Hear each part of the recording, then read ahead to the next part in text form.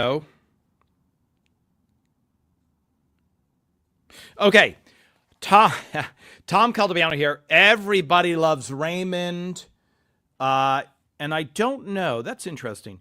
Tom Caldabiano, Everybody loves Raymond. ELR 360 live, and we're going to have to edit out that first portion. So I don't know how the mute button got hit because I was not touching anything. But nonetheless, I appreciate the feedback, and perhaps it is more interesting when I have no sound. All right. So I don't know if you heard, but we had a small fire mishap here in Los Angeles. And so I generally, what I was saying is in the history of the show, what Phil tried to do is not talk about anything current events, unless it was a big enough current event that you can't ignore it. So what does that mean? What is a big enough event? You want to know that in 10 years, if somebody's listening to this because they've run out of all other entertainment, or they're being held hostage and they're like, we'll break you down, we'll force you to listen to amazing amount of details about Everett Raymond, that they will know what the reference is. So if you are big enough, let's say you're Shakespeare, generally, even though a lot of people have not read it, he qualifies. Okay, so the fires, everybody. Where I am, so I'll try and give you guys a native Los Angeles overview because I've gotten so many messages from families, friends and family from around the world. So if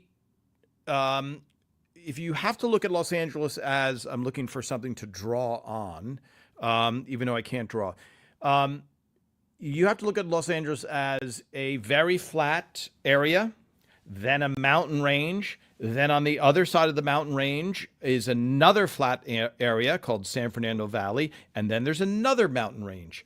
And so we are surrounded by ocean and mountains. And the main thing that happened here was, and we knew it was coming, a giant wind event, they call it. So what does that mean? 80, 100 mile an hour winds, and we haven't had any significant rainfall since, you ready, my UK friends? Last April. So that's the last time we had any really significant rainfall, at least in that area that's burning. So Jack gives you an idea of how dry everything is. So we knew the winds were coming, and I'm doing work at a studio near Burbank Airport. When the winds hit, we lost our power, and the power was out for 3 days. Now, you're hearing a lot of talk about arson and all that stuff. Power lines went down. 100% power lines went down because we witnessed it by having no power. And I think there's still about 10,000 people in a non-fire area that don't have power. So you have this crazy high wind event. You have zero or very low humidity and very little rainfall. And the wind, once the wind went up to gusts of 80 above, even if the helicopters and the air support guys could fly, they can't really control where the water or fire retardant falls once it leaves their airplane or helicopter. So for about 3 days, I want to say it was incredible amount of wind, and everybody was on edge because embers could fly a mile, 2 miles, 3 miles. So usually you wouldn't think, oh, there's a fire 3 miles from me. When there's a fire, a house fire, 2 blocks from you, it just seems like a complete non-event. But obviously here, with that high winds, that's why you had all of a sudden 5 simultaneous fires of different sizes burning, and they spread really quickly. So I've posted some pictures. I don't have my phone again. Let me see if I ring my phone, if it's near here. Oh, this is live suspense of can Tom find his phone? I can't even unlock my watch to find my phone. Let's see what happens. Oh, it's too far. I will find some of those photos. So I posted and I went up to buy the Hollywood Bowl and I was taking a vista. And when the winds were high and they couldn't fight the fires other than on the ground, that's the other thing I should add. Some of this terrain where the fires are is so steep and inaccessible to going there on foot, certainly not a vehicle, etc. So that was okay. All those factors. So yes, for everybody, I am not near a fire now, and I wasn't for 2 days, and then all of a sudden a fire started about 4,000 feet from my house. I know that because I measured it, and people were asking, and so. But when that started, the winds had died down. And so now, instead of them going, there's really nothing we can do in a massive, fire, knocking down a fire, they were able to put up 8 helicopter and fixed wing aircraft, and they knocked that fire down. That was called the Sunset Fire. So what did I have to do? I had to think, what am I going to take with me if my house burns down, which it did not. Just for those of you joining, Tom Caltabiano here in Hollywood, Los Angeles, and it's a beautiful sunny day here, even though there are fires raging on about 10 miles from where I am on either side. But what I did is, you can only bring so much. So here, I have this, I'd like to say I was prepared. There you go. There is 2 terabytes of Tom ELR photos. Okay, those are all the photos that were scanned of Everybody Loves Raymond for when we were preparing to do the book in 2004. But I have 30,000 photos. That is about, what I just showed you is about 2,000 photos. So there's about 28,000 mostly never before seen photos of Everybody Loves Raymond that are in 3-ring binders, because everything is on a proof sheet. I think I've showed this to you guys in the past. This is a proof sheet. Let me see this. Let me go here. Okay, so here is Doris Roberts' house. Just that proof sheet, okay? That's 1 roll of film. And I have about, who's that? Is that Raymond? And I can't even tell who that is. Yeah, that is Raymond and Doris in her bar. I'll have to scan those. See? So I have, for example, each of these proof sheets is in a 3-ring binder. And I think I have, let me see. We had 9 seasons, 9 times 2, 18. I probably have 50 books, 50 binders. So when the call to evacuate happened, I took all of the Raymond photo binders from their neatly stored shelves and put them by my front door. And of course, I also took this, because this, I don't know. So here's the thing. I think the canister would survive the fire. I don't know why, but I feel like if you came back to ashes and nothing else, this canister would be sitting there unscathed, knowing its history. So fortunately, I did not have to evacuate. Oh, I can't. I love. Oh, okay. Can't. Yeah, there's the canister. Also, for those of you, and again, Tom Caltabiano here, Everybody Loves Raymond, ELR 360 Live. I've been doing this for 5 years. I was a writer on the show, and I took all these behind-the-scenes photos. But we got about 1,400 new followers since we posted that Lisa Kudrow, Ray Romano video that they shot recently at Warner Brothers. So for those of you that just joined, 1,400 new people. This is a, wow, that is quite a Polaroid of Patty Heaton. I didn't know, let me see. This is a script from the wardrobe department. There she is, a little bit more.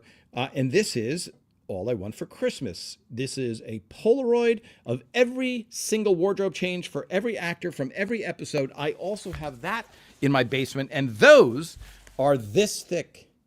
And I have, not only do I have 210 of those, which are in plastic bins, but I also have 210 of the same thing from the props department. So the canister that I just held up, there is a picture of that somewhere. in one of those scripts. So that would be too much for me to get out of the house on short notice. So we lucked out. Fans lucked out. Obviously, people have suffered great tragedies, but I'm just pointing out the pragmatic thing of you guys have been watching me. You know I share all these photos. That could have all been gone, and I'm sure with the amount of destruction that happened, there are priceless things that went away. Okay, so let's go. Let me go back and let's share a couple of things. Let's share a couple of things. Sorry if this is not current here. Let me take a sip. What am I drinking today? Today, I'm drinking this. This is one of my favorite little tins of tea. So a little English tea before I start coughing. Here we go. Ah, yes. Super refreshing. Okay. Mona. Hi, Tom. And everybody can't stay long today. Okay, letter. What I missed to try. Yeah, just want to add, yes, everybody. Yeah, sorry, I'm summarizing a horrific tragedy. Yes, we appreciate your well wishes. Hi, Kim. Yes. Okay, so that tells me where. Let me catch up to this. Let me go up to this. Do we have sound now? Yes, Karen, not your phone. Okay, so let me scroll through these. Yes, Kim. So that is for all of you that are watching. What would you take? You know, you grab your passport, and that's why digitizing. It's awesome. You know, once you digitize your photos. So when I have 2,000 photos on this little thing, that's easy. These are much harder. So I have to, and here I'll tell you another story. And I will be showing, by the way, All I Want for Christmas. I will show you all inside here, the wardrobe photos. A friend of mine has a place where you can digitize 8mm videos. So what you guys have not benefited from yet is my hundreds of hours of behind the scenes videos of Phil giving notes, the actors rehearsing. All of this stuff is on 8mm videos, and I have not digitized 99% of that, versus you guys have seen a pretty decent cross section of the photos, even though there are so many that you haven't seen. So my friend said, I have a place near my house that does it, and I've been very, very busy on another project, so I haven't had time. But that digitizing place is in Altadena, which is one of the places that has the big fire. So I don't know if that place where I would have brought all these priceless burned down. Hopefully not, but it's always a risk. Yes, Linda. Hi, Fly Lady. Yes, let me go back and say this. One of the things that you want to do in a comedy is keep laughing. So even though we're surrounded by a lot of tragedy here, you can't stop doing comedy. So I would have accepted wholeheartedly the thing about what would you call that canister? You can't destroy it, but there's something. Yes. So as I was looking, Karen, to lose all those photos.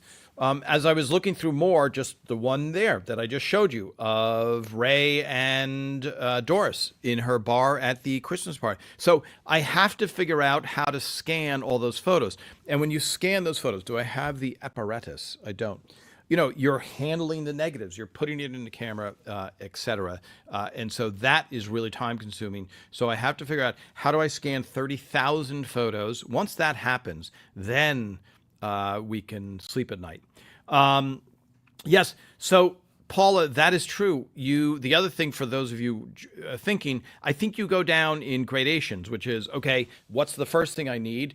Is there anybody that I love? No? Okay. Then right to the canister and the photos. I'm making a joke here, people, please.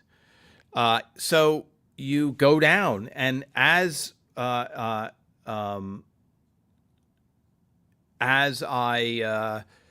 was looking through all the things, I was like, wow, I just found another binder with more photos that was in another room that I had scanned previously, and they were in a 3-ring binder in another place. Anyway, so now let's just talk about, do I know anybody that lost their homes? Yes, as do you, unfortunately. Lou Schneider, who played Snaps on the Christmas Picture episode. Lou Schneider lived in the Palisades forever, since Everybody Loves Raymond started and before. As a matter of fact, when we did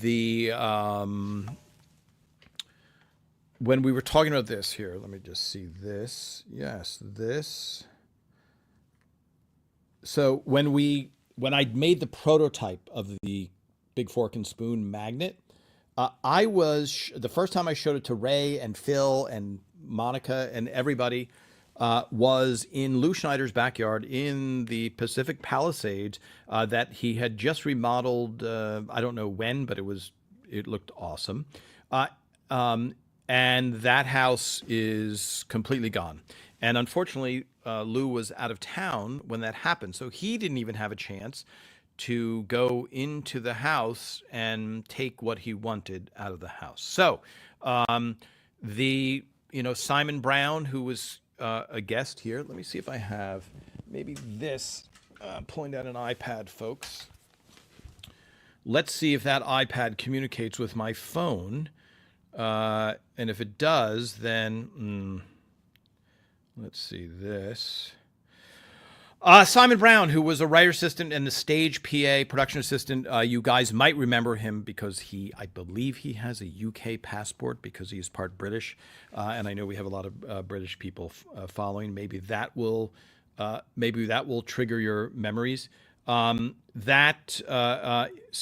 lived in the Altadena area, and he also lost his house. Bernie, Ray's friend Bernie on the show, Pacific Palisades, also lost his house. So there's a lot of people. Those are people that you have seen here on interviews, and of course, Bernie and Snaps from the Christmas Picture episode, and of course Tom McGowan from many, many episodes.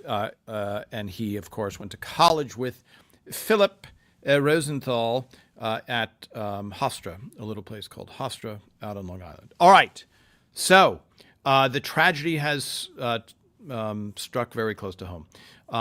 So let me go back and I can't even fathom it on every level. Even if you don't have all these priceless pictures. Yes, Annabelle, that's a very good thing. It's a good test to do when not under an evacuation order. So let me add this also.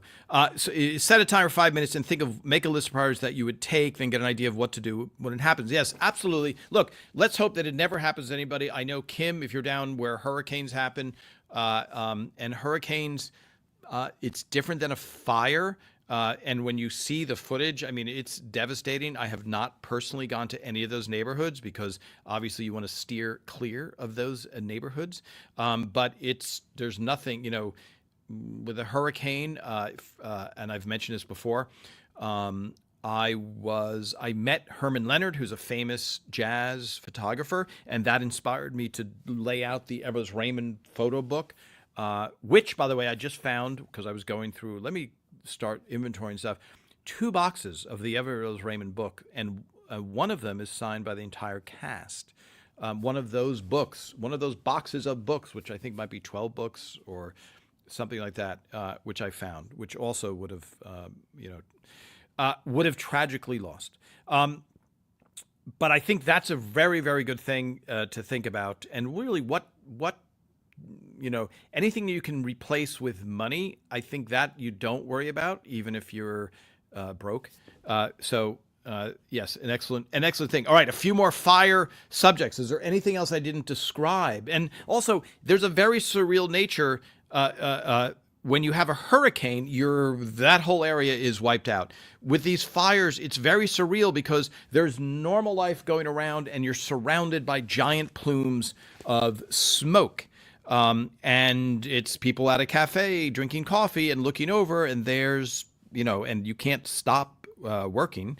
Everybody is working, etc. Okay. And I will say this, very calm winds now. They've been able to control the fires. Tomorrow night, I think we're going to get those high winds again for 2 days. So fingers crossed, nothing happens. Okay.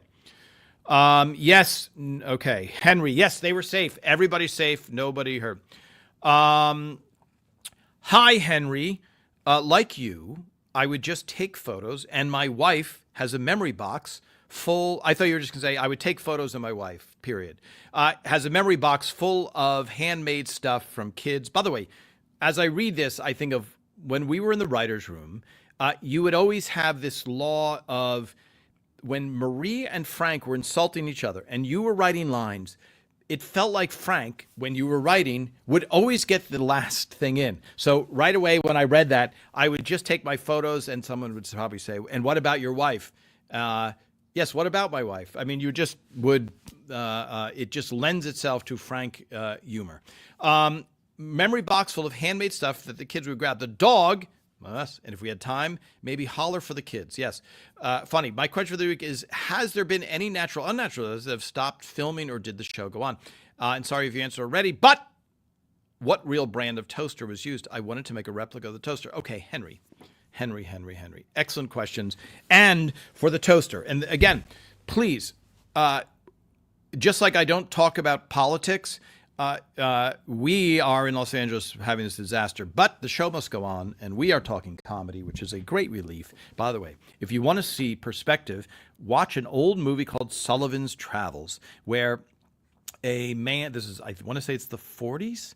I think Gene Tierney is in it. It could be wrong. Or let me see, who had the blonde hair that had that swept style? There was a guy who felt like life was trivial. I'm not going to spoil it, but he felt like getting laughs seemed not serious enough for a serious life. And then he goes on this journey, Sullivan's Travels. So I highly recommend it, which brings us to the toaster. The toaster, I posted this. Let me just see this. Okay. Let's see. Has this caught up? Yes, it has caught up. Well, how exciting is that? So I'm just going to, just because I now have access to all my photos, let's see. So here, yes, here. Sorry, folks, I'm just looking through a lot of photos, and I'm looking for a couple of more dramatic photos of the fire as visible. So here, this, I know you've seen that. That is a photo. Okay, come on, focus. That's 10 miles from where I'm standing. That's when I took this photo near Burbank Airport. That's 10 miles away. That's the Palisades fire at a distance of 10 miles. So normalcy there, and then in the distance you see this crazy cloud of fire induced smoke. All right, let's see if I can find another. There's some really dramatic ones, but I don't see them right away. Interesting. Okay. Yes, now we're getting somewhere. Okay, so this is the same place, only at night. There you go, folks. That's 10 miles away, that plume of smoke. That is the Palisades fire. That's 10 miles away from where I was standing, which was near Burbank Airport. So now here's the same place, and this is the other night when, at 3 days after the fire started, this I took from the same place. Okay, so that's now again 10 miles away. I'm looking southwest towards the Pacific Ocean, but that is a giant fire. That is the fire that has burned 24,000 acres the last time I checked. Okay, so now back to Everybody Loves Raymond trivia. The toaster. Yes, the toaster, folks. So the toaster brand, and again, let me just before I forget, someone asked, how did Phil's parents in real life respond? Oh, sorry, I just had a comment and I got rid of it. I was living in North Carolina during the Hurricane Hugo. We had a lot of notice and time to prepare. These fires are much worse. My heart breaks for everyone infected. Yeah. So again, for the hurricane, you do have quite a while to prepare. For this, for us, with the winds shifting that way, it was very bizarre because it was like all of a sudden, like you're in no danger, and then all of a sudden you are in danger. The toaster. Okay, here you go, folks. This is the Cuisinart. That's the actual toaster. Okay, and the model number is down there. I posted it online. I want to say it's the TC10 or something. You can't quite see it there in the bottom right, white lettering with blue. Yeah, you can't see it because I think it blurs out. The CPT 70. Okay, and for those, some of you are going, "This is awesome," and other of you are going, "Wow, this is really minutia," as they say. There we go. Okay. The CPT 70 no longer available, but I'm sure on eBay you would be able to find it. So there you go. This is season 2. That's George White, writer's assistant, holding up his gift. And it was said in black lettering, "Everybody Loves Raymond" on it. These are season 2, and we were in thin mobile home type of offices because we are not a Warner Brothers show. We were not a Warner Brothers show. We still aren't a Warner Brothers show. So we were kind of like the bastard stepchild, as they would say. And you could hear through the walls in that office. And so we heard Phil yelling at somebody in his closed door office. And I think it was Steve Scrovan, who was next to Phil's office in his office, or close by, and he said, Phil was so upset. He's like, "Are you okay?" And he said, "Yes." And then Scro said, "Well, this is an episode." And Phil says, "I don't see how." And then 1 year later, it became that great episode, which, by the way, I think I might post pictures and narrate while I'm on camera. I think that would be cool. What's great about this, okay, is not my hand being framed. That's rehearsal. And what's great is you don't know yet, as I'm taking this photo, just how good this episode is going to turn out. But there you see Peter Boyle, Doris Roberts, and the woman who played so brilliantly the woman behind the returns customer services. And when you watch that episode, there's a lot of people that worked on the show who are in the line. Amy, who Amy's namesake came after, who played the voice of Karen 1982, I think it was, etc. And now here, you can see Ray is baffled. This is actually in Santa Monica, I think at a Barnes & Noble, and we're doing a book signing in season 9. And somebody brought the toaster, and I don't know how they got the toaster, but you can just see the hint of the Everybody Loves Raymond writing. You can see the E, and there Ray seems, I don't know, what would you call Ray's look? Just, it's not flabbergasted. I don't know. It's hard to tell. It's hard to tell with that, but that was Phil's surprised to see that toaster again. So there you go. That was, I think in the show we call it the Toast Pro, I believe. Is that right? Oh, yeah. Okay. Oh, here's a picture of some of my binders. There you go, folks. I don't know if you can see, but it says some things on those binders. And somewhere I'll post a picture of when we were making the book and we were doing a documentary at the same time, and it just looked like chaos. So that's just a few of the books that the photos. Yes, there we go. Sorry.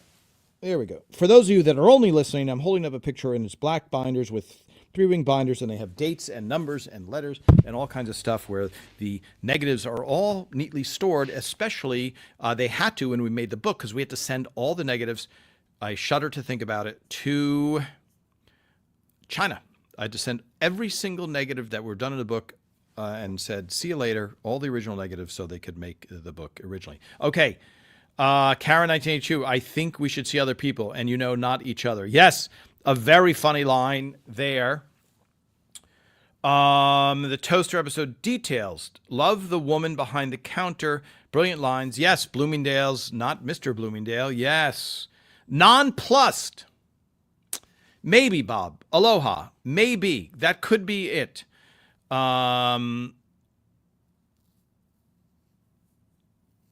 Hi, Abby. How did they get all those thousands or hundreds or thousands of books in the back stock room they got into, or is it that in a real store?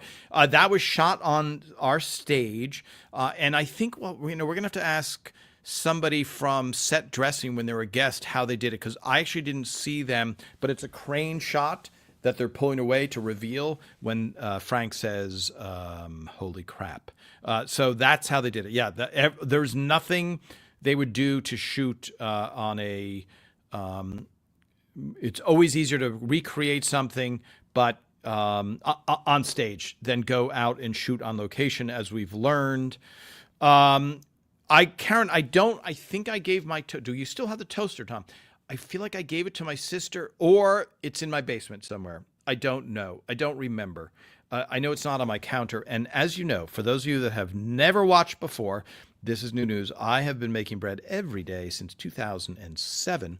And I started in 2001. So I make a lot of toast. So the Toast Pro would be welcome right here.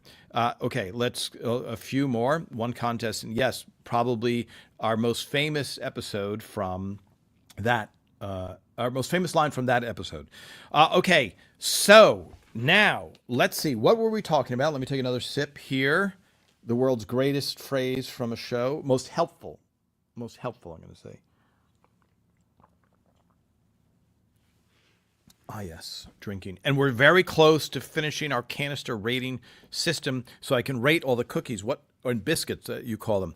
What do I have today? Okay. I have a choice. I have a choice here. No. Oh, boy. Jeez. Okay. No. Okay, wait. Now that just, hold on. You wouldn't think cookies would be so risky. Okay, let's see. Let me catch up on some a couple of things. Let me scroll through here. Catching up. Yes. So just so you know, yeah, those were all empty boxes that they created, and I don't know if they did back then. There was CGI, but certainly not on Everybody Loves Raymond. We didn't have the budget then to be going like, let's create. So I think they must have created and printed those labels and then put them on boxes, etc. Let me see. Okay. Yes. Sorry.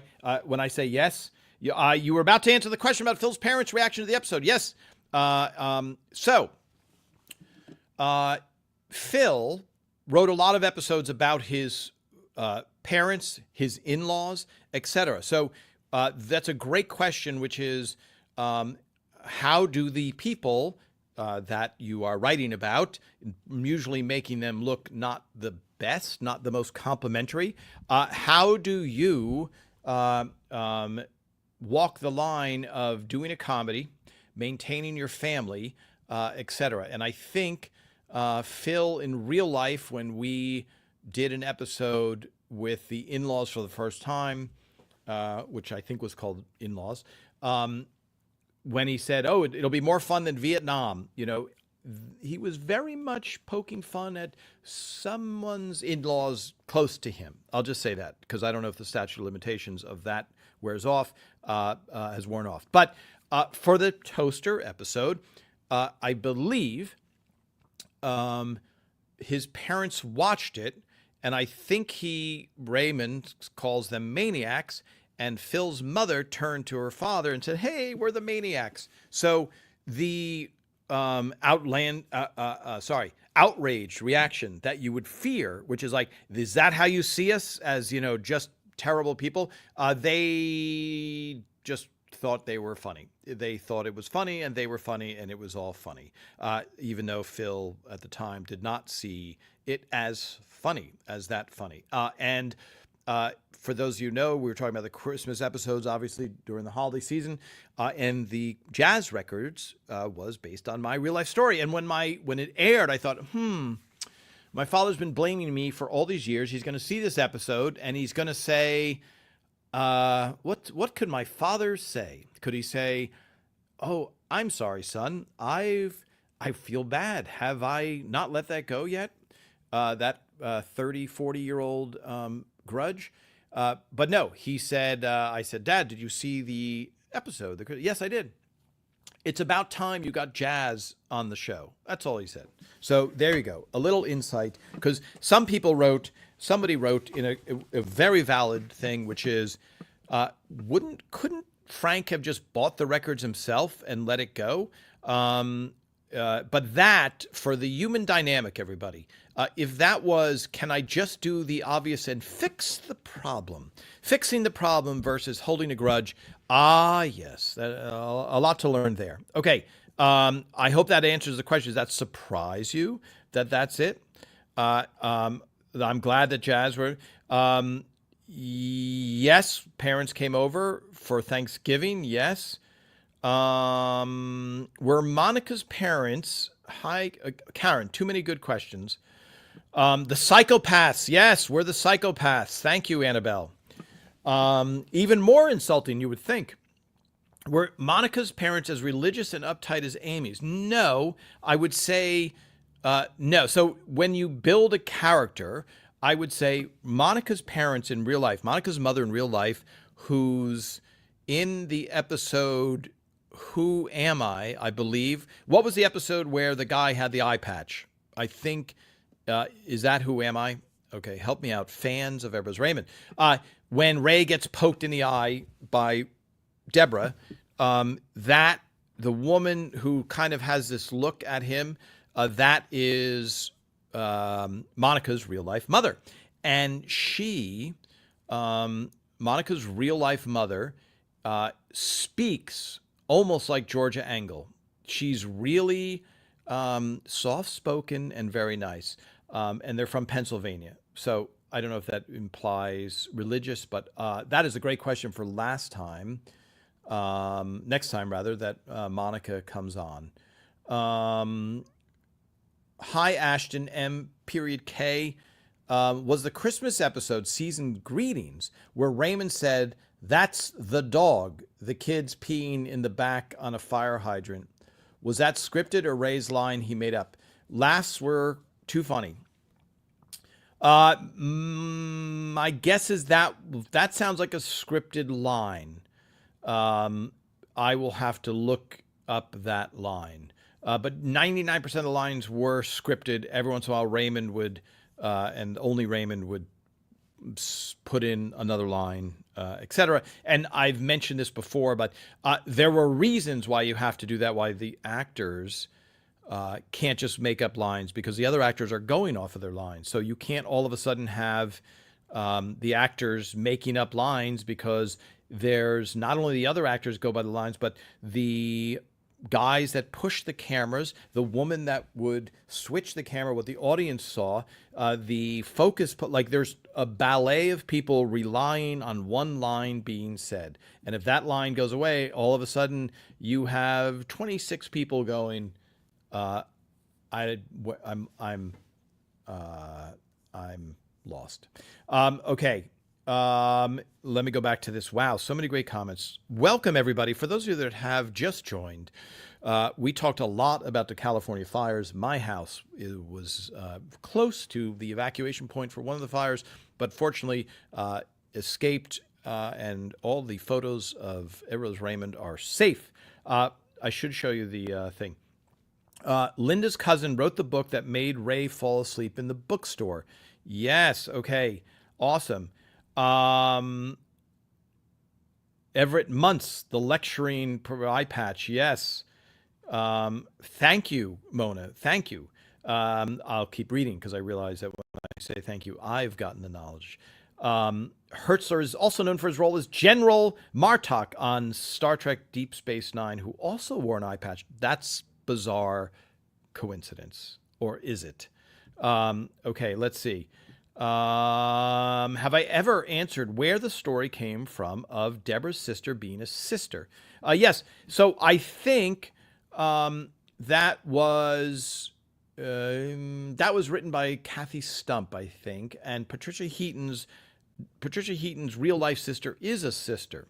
But a lot of you have written, why didn't we see her again? And checked some facts that don't jive necessarily. Sorry, when I say facts, I mean there's very few mistakes we've made on the show for continuity. And you have to remember, in our defense, we wrote an episode in 1996 and then an episode in 2003.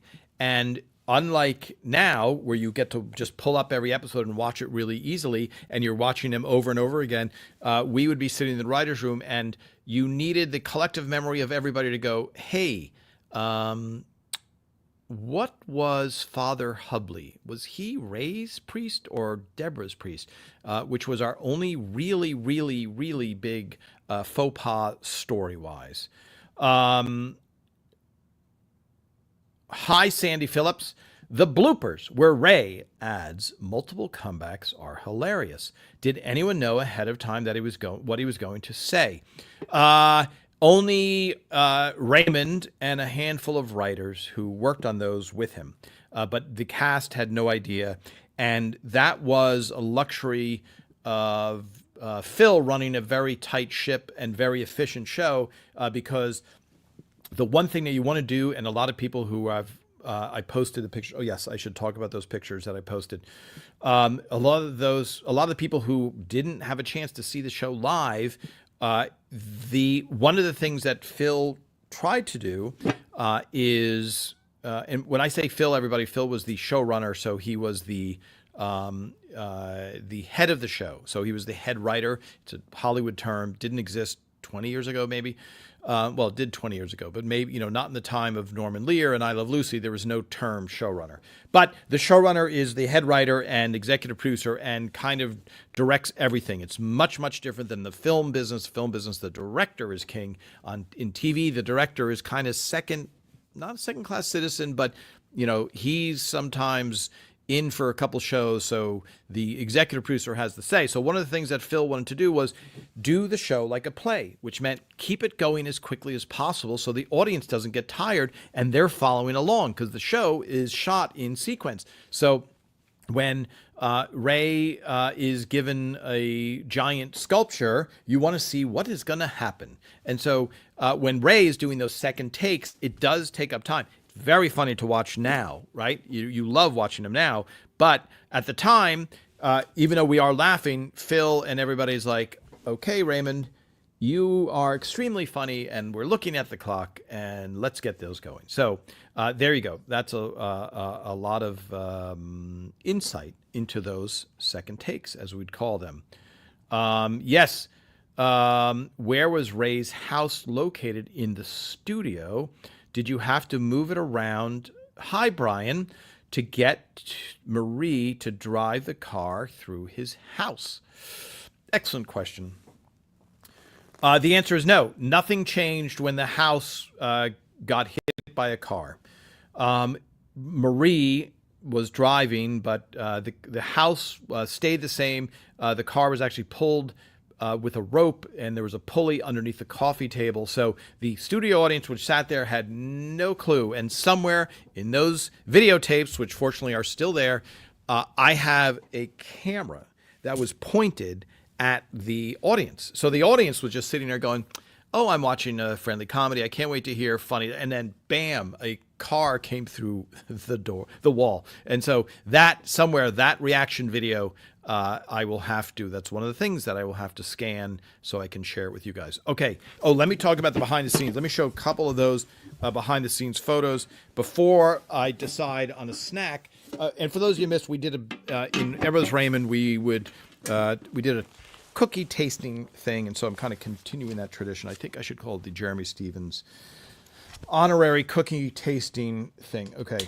More drinking. I do like it when I have a guest, because I don't have to talk quite as much. So what exactly do I want to do? Okay. Instagram. Relax, everybody. We are just enjoying Tom looking up Instagram. Let's turn this down and then this here. Okay. So let's do a little bit just of this. Phil and Ray, I am sitting on the bench in between the, for those of you that are watching, that are listening and can't see, we're looking at a photo of the live studio audience. I'm in the pass-through, I would say, between the kitchen and Ray and Deborah's living room. I'm sitting on the little bench and I'm shooting the photo, and Raymond and Phil are talking to the audience. This is before the show starts. This is from the Fun with Deborah episode, which was the first episode back in season 8. 8? Yes. And so then this is the end of the episode. Patty is in her clothes. I call her Patty because that's what she likes to be called. And Peter is at this is the craft service table. So where I'm standing is like 2 steps in from where I took the previous picture. So that's craft services. Let me see. Will it get better? There we go. Behind Patty is the father of the Sweeten family. You see the guy from the T-Ball episode to the right who's about to be called out. And then a few other random people backstage. Okay, so what's going to happen is Mark Sweet, the audience warm-up guy, goes, "Ladies and gentlemen, Patricia Heaton." And then Patty runs out. This is one of my favorite and most unique shots because you see Patty, you see Raymond in the background. Come on, focus. Okay, well, it's on Instagram. You can see now the guy in the distance to the right who's clapping as Patty gets introduced. And you see Patty in motion crossing, and that door supposedly led to Raymond's basement on the set. Okay, that just went away. Okay, and then here, and I just want to show this, Raymond tipping his hat. It's a birdie hat. Okay, and then okay, this is problematic because I'm hitting 9 buttons. Okay. Ray's tipping his hat. In the distance is Doris Roberts in a wheelchair, which all of you, many of you, a lot of you noticed. And so Doris, I think she sprained her ankle. So there was no giant illness or no thing. It was a small enough event that I forgot about it completely, and I had to look. And I can't find the book that has all the Fun with Deborah, my beautifully organized book for season 8. That's right, season 8. I could not find it, and I will find it and see if there's other pictures, which I'm sure I did, of Doris Roberts, who was, this is like combing your hair backwards in a mirror. That's a security guard who must have wheeled her out, and Doris in a wheelchair. So again, she didn't have some great illness or anything like that. I think she just sprained her ankle. Let's see. Let me catch up before I try a little bit of a snack. And then, wow, look at the time again. Everybody. Hi, Karen. It always strikes me how it's never, ever mentioned that Ray and Deborah would have been run over if the car had crashed to the wall just a few seconds earlier. So, by the way, that episode, bizarrely, written by Lou Schneider, Wallpaper, episode number 100. Yes, so that does come up a lot, but Phil, decided, Lou, if you started addressing the risk of a fatality of the children, or Ray and Deborah, you had to have it enough of a risk, but then we're in TV land, so you didn't want to get too much because, let's face it, in real life, if you were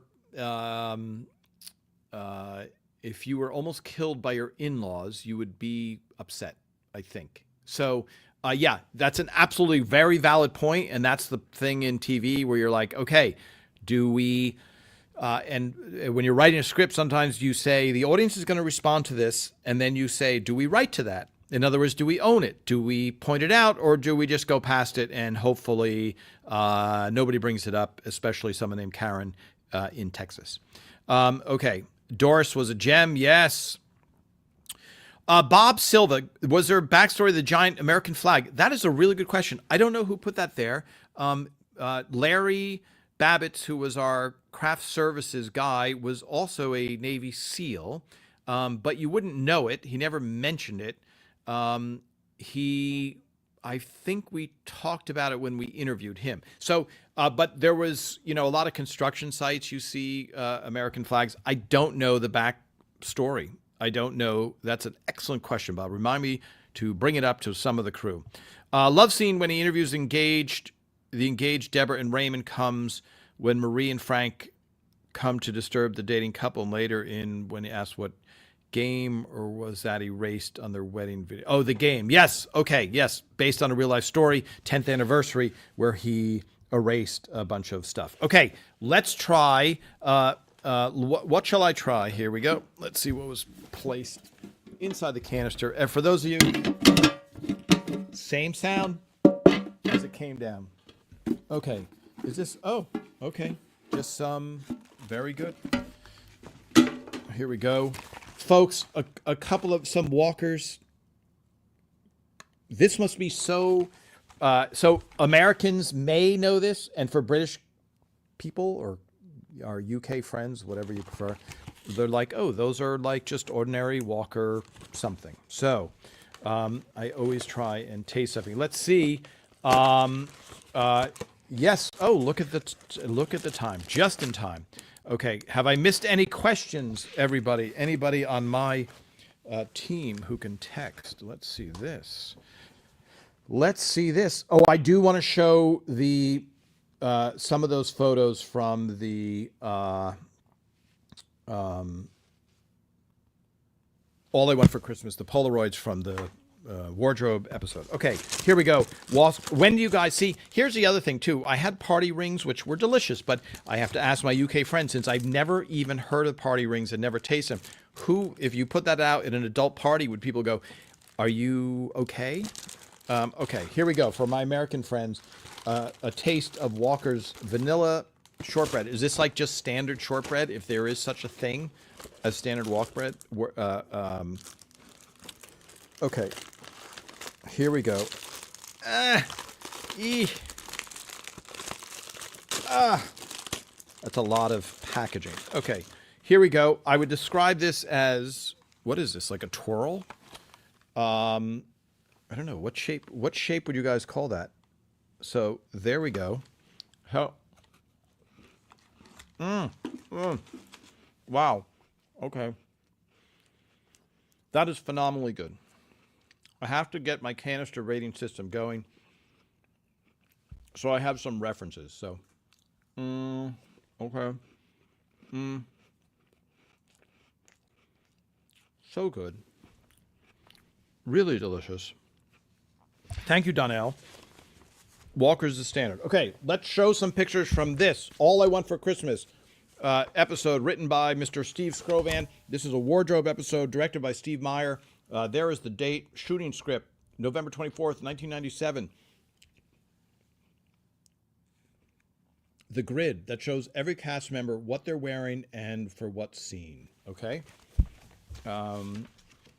So it's too many photos to show you all of them, but for those of you that have just joined, one thing I feel good about this is when I show these, at least I have now a record of these. There's Raymond looking very Raymond-like in his, all of Ray's clothes are very similar.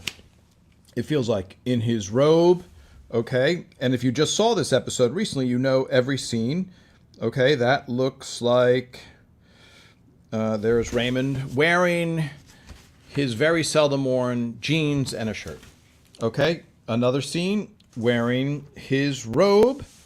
And there he is, where I guess before he's going to have his launch sequence activated, he is in his shorts. Did we like that episode? I think so. So here, wardrobe has to do this as well. They have to keep the shoes. How were the shoes thrown by the bed? Okay, how was any clothes thrown by the bed? There's Raymond again. And then there's the notes. Let me see the notes. Okay. By the way, if you guys, if you posted a picture and I missed it, sorry, a comment and I missed it, you have to post it again. Yes, Karen, that is true. That I'm saying yes, that the car through the thing, it seemed risky, but it was well coordinated. That they did not list to chance. Patty Heaton, foot up, showing her socks for the wardrobe department. I guess, did Patty have a lot of wardrobe changes in this? There we go. Patty looking a little bit serious. There she is looking No watch. What does that say? Diamond studded earrings. Okay. And it's funny because if you didn't know, it was Patty. Even though, here we go. Very Christmassy.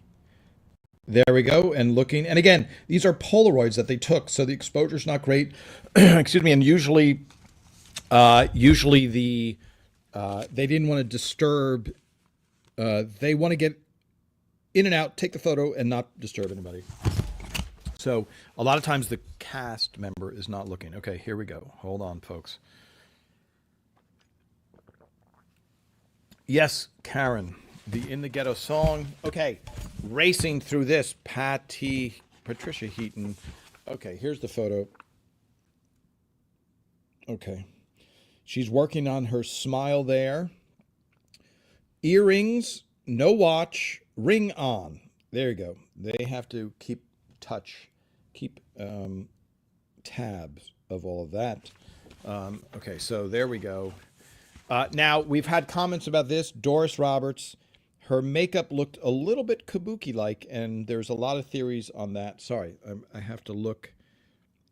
Come on and focus. Doris Roberts, always looking good. Okay, don't worry, folks. I will post all these pictures. I know we're running out of time. Doris Roberts in her... Yes, and then also, for those of you that are really into fashion, there we go. Doris Roberts earrings from that episode, which sometimes in the notes it says what type of earrings or who made the earrings. So there, I'm not going to... so there you go. I will post these pictures as well.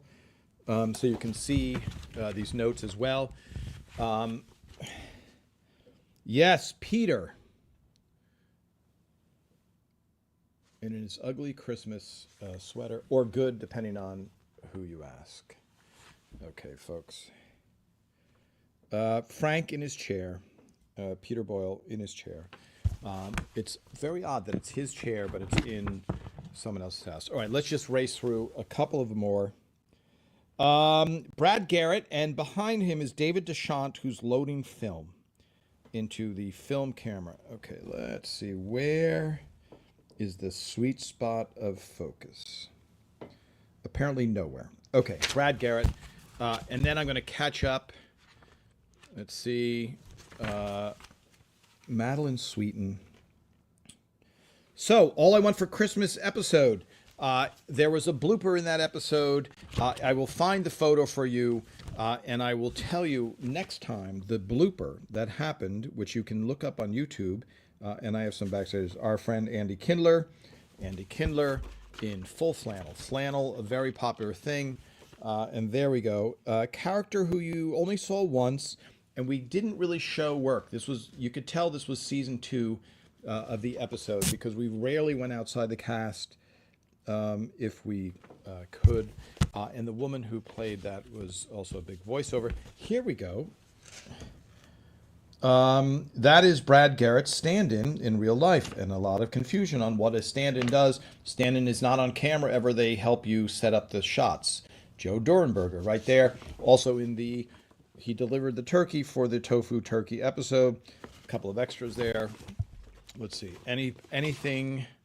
Yes. No. Okay. Nobody else. There we go. All I Want for Christmas wardrobe episode. Polaroids from the wardrobe. Okay. Let me take a final look at questions, comments, etc. And yes, for those who are joining late, my house is safe. A couple of people that we know, that you guys know, have lost their homes.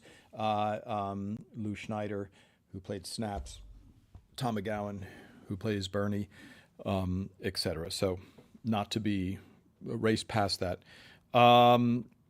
Okay. Yes. Safety things.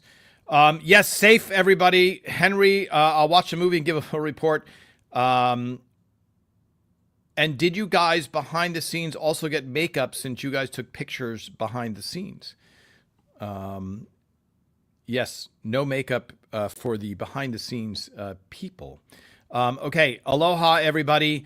Thank you for all your wishes, best wishes out here in Los Angeles, where we have another wind event coming in 2 days or another day. So fingers crossed that that does not turn into what has happened. And sorry if I missed any of your comments. I'm scrolling through really quickly here.